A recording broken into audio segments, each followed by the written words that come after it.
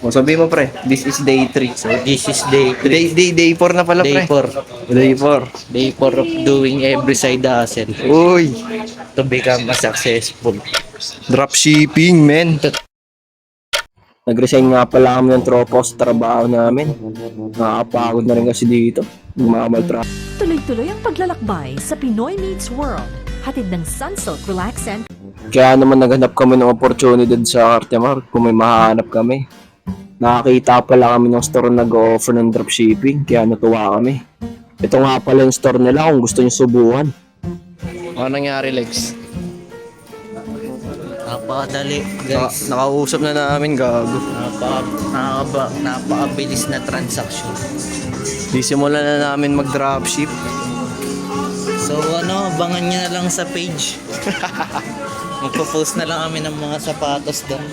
Order na lang kayo. Order na lang kayo.